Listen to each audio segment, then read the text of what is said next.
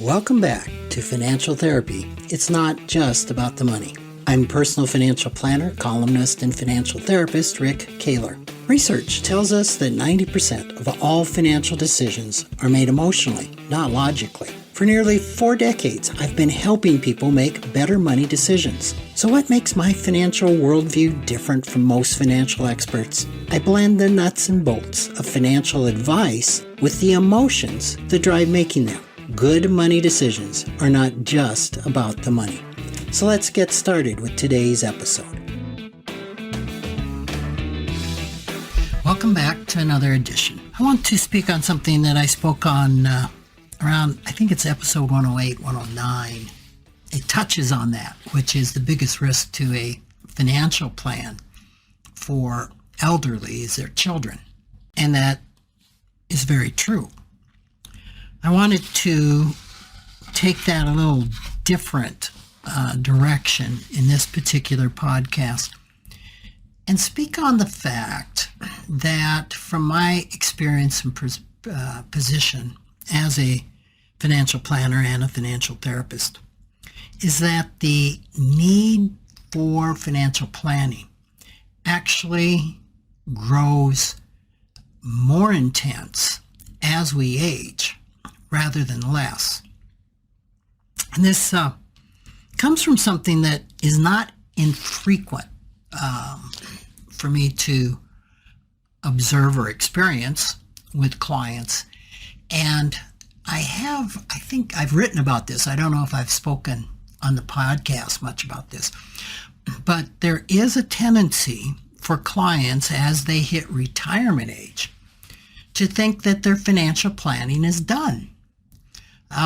And that could be because there is so much focus on getting ready for retirement with a client, and so much focus on between the years of 65 and 73, when there are all sorts of planning needs to be done, especially if a person has an IRA, a Roth, a 401k, and are attempting to try and minimize the required minimum distributions and the tax implications of managing those in a way to lessen the tax burden once a person begins to withdraw at age 73 from a lot of those.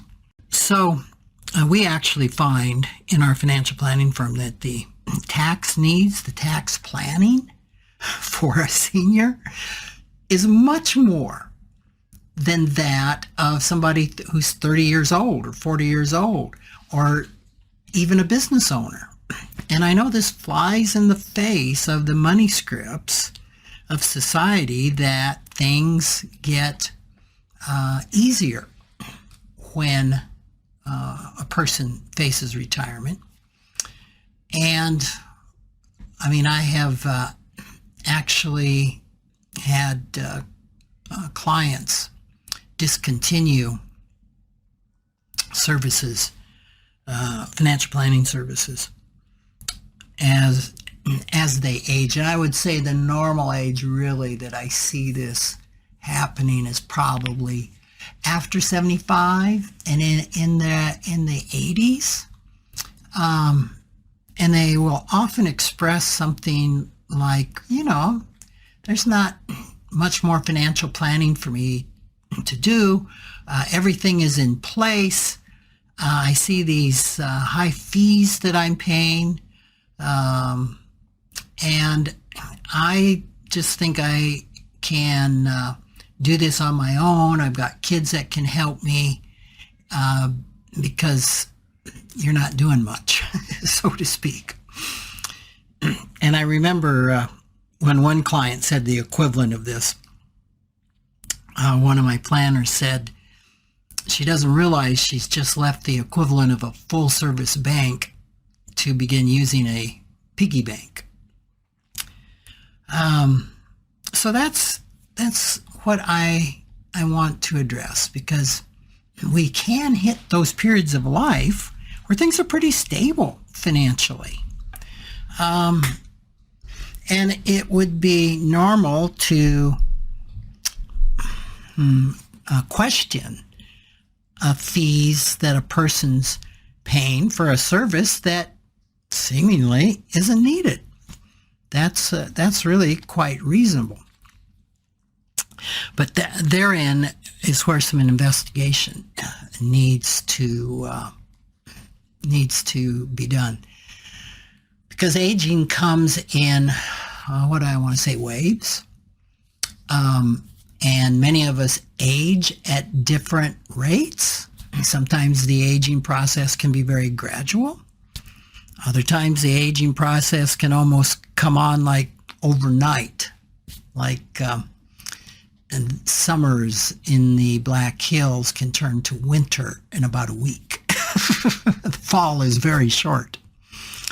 And I remember another friend of mine who said once, aging is not for the weak of heart, which reminds me of Twain, Mark Twain, who said getting old is not for cowards. And this is really, really true.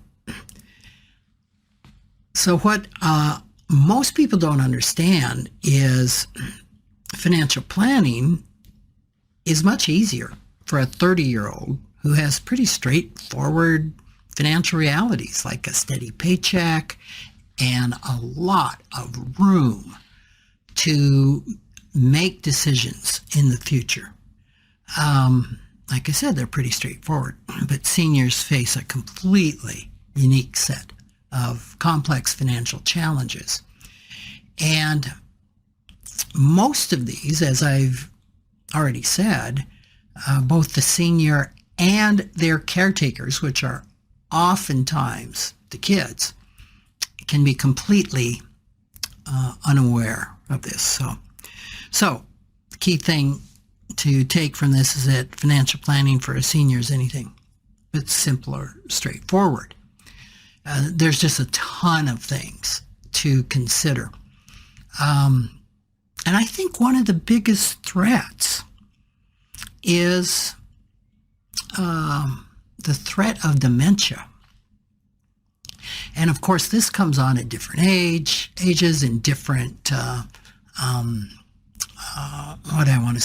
different speeds. There's about 6.7 million Americans who live with Alzheimer's dementia, which is a form of dementia I've really found out is typically what we refer to as dementia. And that is expected to double by 2060.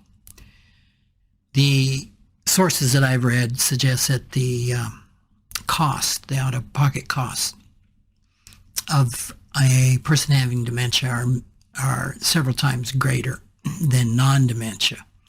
And the crazy thing with dementia is it can just really sneak up on a person, if I can put it that way, where a person becomes more confused. They become more suspicious. With Lewy body dementia, as I recently learned with the passing of my father-in-law, can lead to hallucinations, delusions, and extreme paranoia.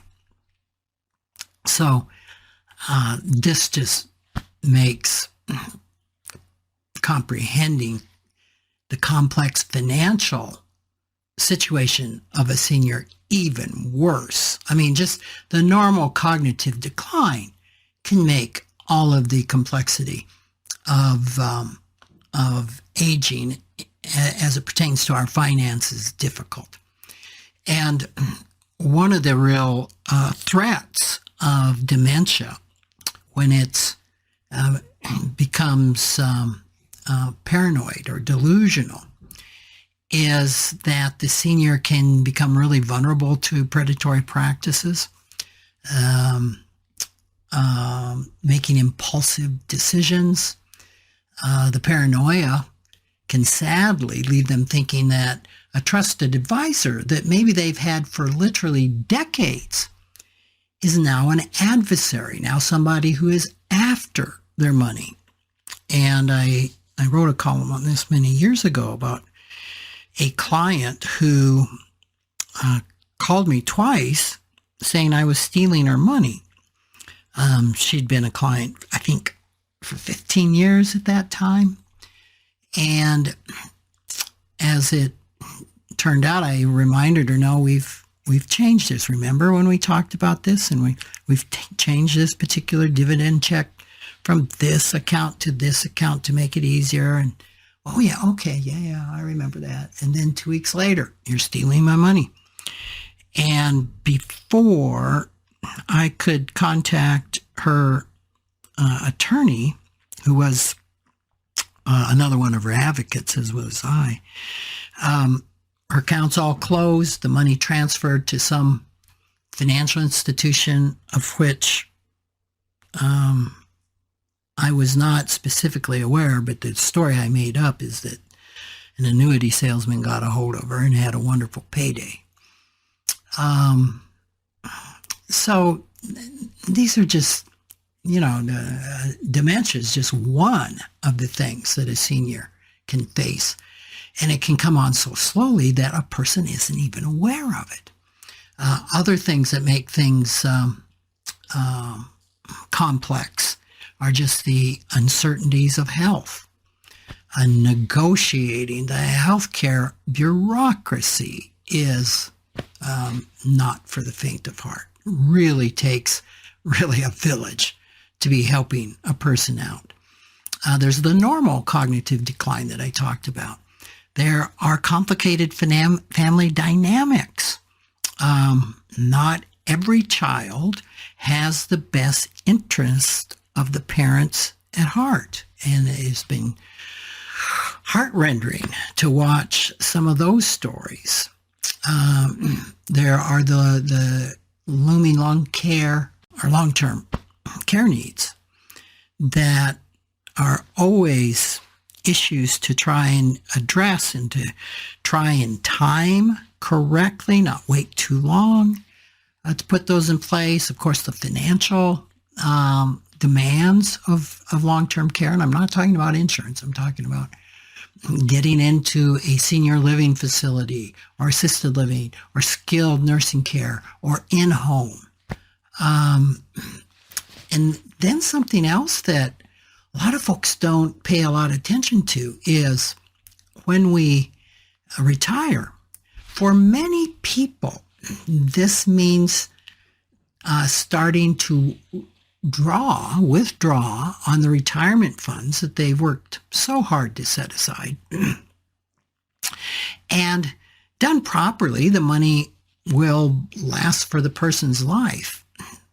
Done improperly, they can decline at too great of a rate in early retirement and really leave more of a trickle of income than a nice steady flow of income.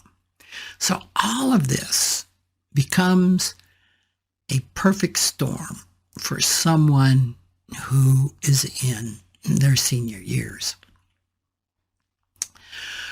So one of the ways to try and prevent this is to have an existing relationship with a financial planner. And as I've just explained, that's no protection against the insidious disease of Alzheimer's, dementia, or even cognitive decline. But if a person doesn't have a financial planner in their life, and this is not what's thought a lot about, if they come to the realization they need a planner late in life, it can be almost like coming to that realization. Well, I don't know that you come to it. Having the realization you need a primary care physician, and because your primary care physician just retired or left the community, you're left looking for a PCP, and you can't find one. And I cannot tell you how many of my financial planning clients have had their primary care physician retire or leave and have been unable, especially in their 80s, to find someone that will take them on. The thing you hear the most is we are full with Medicare patients. We're not taking any more Medicare patients. This can be the same in finding a financial planner. Wrote in a column that covered this. It's like searching for a unicorn in a maze. And why? Wouldn't any financial planner take an elderly client? And the answer is no. I found that out, as many planners that do take an older client once, where we took on a person, and there is a ton of work involved in taking on an elderly person when it comes to searching for basis and all the investments, trying to understand the dynamics of what's happened in their life and all of the legal documents and getting everything in order. It is not is very time consuming and very expensive. Typically a planner doesn't charge enough for what they do. And then once everything was in line in a year or so, this particular client, at the urging of a family member, left us because all the hard work was done. So this is not unusual. So many financial planners just will not take a senior. And another reason for this is many financial planners charge based on the AUM model, that's assets under management. And so what happens is, let me explain that a little more. Assets under management means the fee is based on the net worth of the client or the assets held under investment. And it's usually a flat percentage that decreases when the assets go up. But in retirement, what I've never heard this publicly stated by a planner, but the assets of an elderly person tend to stagnate or go down over time, while the amount of work goes up. I recently had a client that had,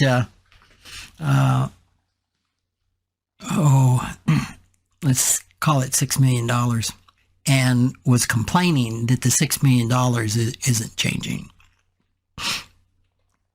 And hasn't changed for 10 years. And when I investigated that, I found out that over that 10 years, he had actually taken out around $5 million. So the growth on the portfolio had kept up with the amount being spent, but it hadn't grown. This is not uncommon. So that's, and I will say that most financial planners, especially those that are advocate fee only, they're not going to let a client go in their senior years because now they're costing them more than what the income is, because the income is dropping, but the amount of work is going up. It's as I've spoken before, it's a calling for most planners, not a pure business venture where you're focusing only on the profitability of a client. So that's something that I don't ever, and I've never heard that mentioned out loud by planners. So what does a person do if you find yourself or your client or as a financial therapist, you find your client in this position where they really need financial planning, and maybe finding a financial planner is difficult. Here's something to consider, is looking for a planner that charges flat fees or hourly rates. Now, this could be a more expensive proposition based on the AUM model. As I just said, sometimes the income is not keeping pace with the amount of work to be done. So it could be more expensive, but at least it's there, and it can be available, and it can assure that a person gets the services they need. So an hourly planner can really focus on the senior's well-being, and most importantly, not on commissions raised from the sale of financial products. Because when I was talking about not being able to find a planner, I'm talking about a fee-only advocate. You can probably definitely find somebody that will sell the senior something. Absolutely, and usually they're annuities. So an hourly planner is a way to focus on getting a financial fiduciary. A lot of seniors don't have the money to be able to afford those types of professional services. So there are local agencies on aging, community centers, even legal organizations that can offer some free or low-cost financial counseling. Usually not financial planning, but at least some counseling. It can be helpful to reach out to a family member that can really be trusted.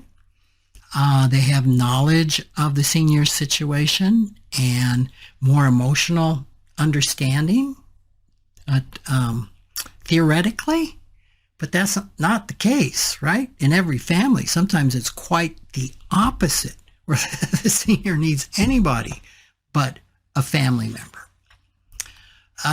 So it's important to understand that family members are not a substitute for professional financial planning, or planners and they can often do more harm than help. Something else that's available is a geriatric care manager. They're not in every city. They're not in every location. They're also known as aging life care professionals. There's probably other names for them, but they're private advocates, and they're consultants for aging clients and their families. Now, they charge by the hour, like a hourly financial planner would. They can help with a variety of tasks, such as facilitating and supervising medical services. They can do in-home visitations. They can find, hire, and oversee financial and medical services. They can consult on really challenging topics and complex issues, and they can keep family members informed about their loved ones.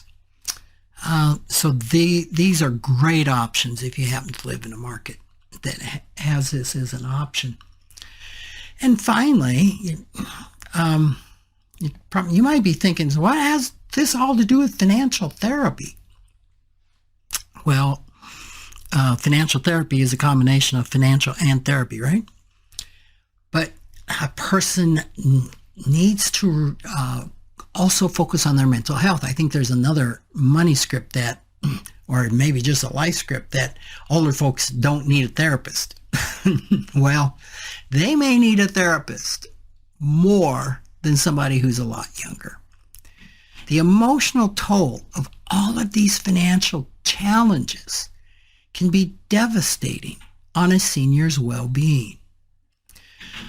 So having the support of a financial therapist can really be life-changing and help make a significant impact on their emotional and financial well-being.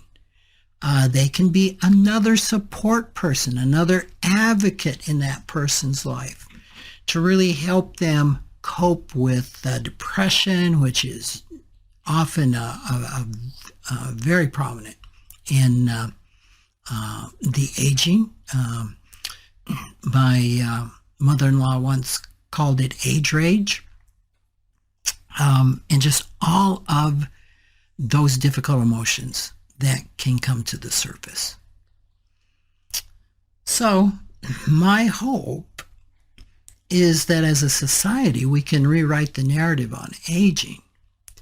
This isn't a time to neglect ourselves financially. It's really a time for more vigilance, heightened awareness.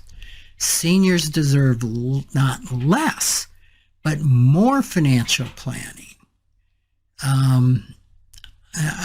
A safety net that both has expertise in financial matters and compassion and the sensitivity in the emotional well-being.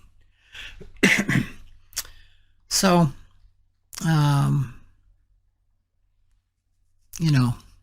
just as we age, the more critical that financial planning process becomes because of all of the risks that I've gone through. So my encouragement to you is to plan ahead for your golden years, to help make them as golden as possible and not be tarnished by financial anxieties and financial decline. And the sooner a person starts to put that support in place, the more benefits it's going to pay in the long run. Calling the financial fire department when things are burning often doesn't result in a good outcome. Calling for emotional support when a person is spiraling downward is often not the time to get the best results. Being proactive on all of this is so vitally important. I think I've talked about something we have called a journey into elderhood, and it's a self-assessment that we give financial planning clients, and that financial therapists can always can use as well, to evaluate where am I on 10 different life skills, 10 different really important things like driving or cooking for oneself. And it's a way that a person can start being aware of the slow decline as they age, and give them a chance to make decisions before the crisis happens. My brother once made a quip that older folks can decide to do something proactively when they have options, or wait until a crisis hits and other people are making the decisions for you. I think that was pretty wise advice. So thanks for listening. Again, if you have any questions, comments, please reach out to me at rick@rickkahler.com. And I look forward to talking to you again in another episode. Take care. Thanks for joining me, Rick Kahler, for another episode of Financial Therapy. It's not just about the money. This is where I combine the nuts and bolts of financial advice with the emotions that drive making them. Remember, every financial behavior, whether it appears illogical to you or others, makes perfect sense when we understand the underlying beliefs, feelings, and thoughts. Sign up for my weekly blog at financialawakenings.com. I hope you'll join me again for our next episode.